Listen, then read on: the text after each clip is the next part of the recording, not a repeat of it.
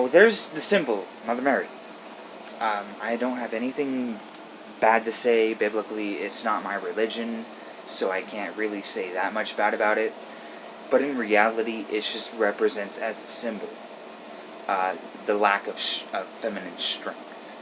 To me, the lack of just too much purity, lack of independence, and I just wanted to delve into it a little bit more and actually explain exactly how I feel and exactly how I've always felt, kind of. But yeah, the lack of feminine approach.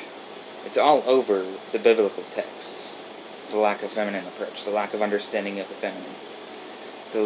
It's completely destroyed the matriarchal systems for patriarchal.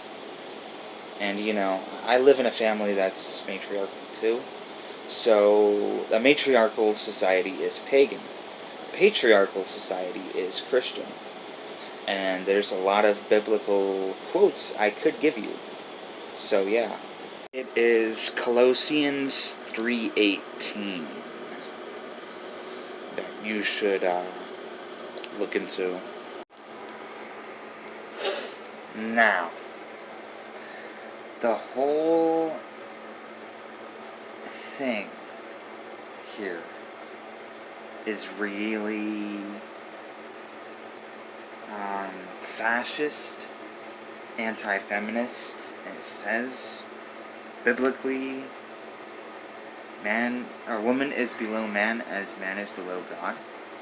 So that is like the legit. You can't change it. Like, there's a lot of churches that change that perspective away from what it really is, but you also can't stop it. Now, why that is actually an image of anti-feminism and female control is completely obvious. She is shrouded. She doesn't want to show what makes her feminine. She doesn't want to show the world what makes her divine, which is her body, which is her genitalia, which is her breasts. So it's a way to conceal any form of female control, female dominance, and a way to destroy a matriarchal society. And that's what it really is like, oh, I'm a virgin, oh, I'm ashamed of myself, oh, like, that is in reality just a whole bunch of BS.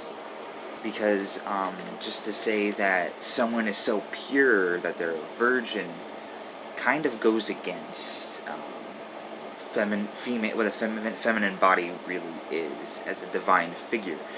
It is to inseminate and birth, and the whole reproduction cycle is what makes the feminine.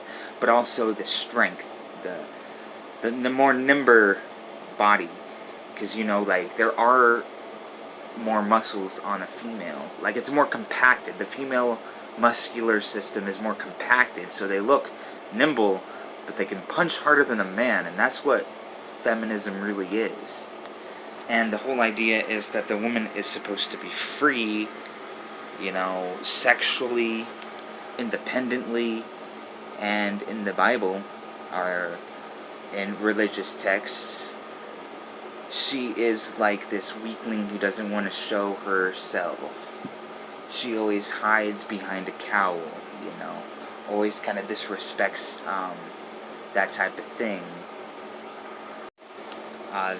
That symbol is really nothing more than a symbol to represent cowardliness, weakness, weaker than the male, philosophically, and in argument. In argumentation, when a man and woman argues, that symbol represents the woman losing because they're not courageous enough to outsmart the man. And completely clothed to completely hide their compacted muscular system, because the man is like very bulky but it's biologically, the muscles of the male is just created to show. The woman's muscular and vascular system is more compacted because they're really probably twice as smart and also twice as strong.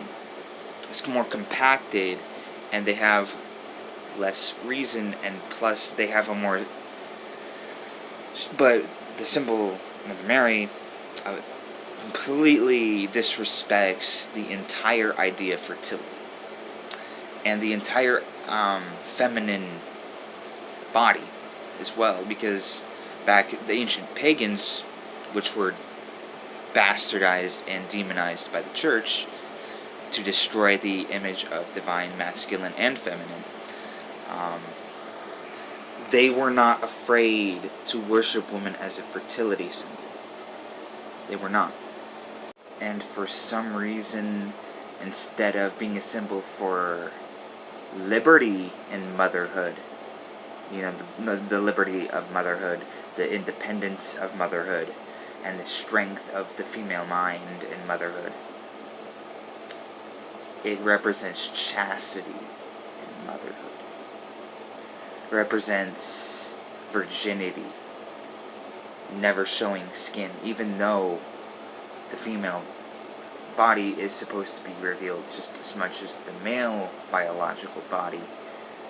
So, motherhood is always important, but the strength of the human body is also important. And the sexual identity is also important to every human, male and female. So why bother teaching a story that teaches sexual abstinence, creates a strong female figure? And we're talking about coming out of a culture that thought prostitutes were sacred. Ancient Greece, their bathhouses, ancient Rome. Even Jesus talked to prostitutes and worshipped the prostitute thing going on. And it just doesn't make sense. It really doesn't. She's completely cowled. There's no pride. It represents the lack of pride. That's why Mother Mary always has a cowl or a hood over her head, is to represent the lack of pride. And you also go into, it's not just the New Testament that's anti-feminist. Of course, the Queen of Babylon, I can't remember, but it was Jezebel. That's right, it was Jezebel who was the witch, and it was the innocent man, right? But also go back to Genesis. The man was created first, and going to back to the biblical saying, woman is below man, as man is below God. It's in there. But there's a lot of anti-feminist, complete bullshit I can talk about. There's so much. There's so much. If you actually get into esoteric study, you will figure out that Isis, Mother Mary, was a prophet of the Egyptian goddess Isis, and what she meant by purity is having a way to have protected sex, like sacred sex. And that is how she was able to birth someone with perfect genes, like the biblical Christ. So, yeah. And because the whole Egyptian goddess thing was all about sex worship. So there was a way, and I haven't done much research because this isn't really my interest, is to figure out how the whole thing was sacred sex and birthing the ultimate child and stuff like that. The moon child, the child of magic and all of that. It's kind of interesting to get into, but it's,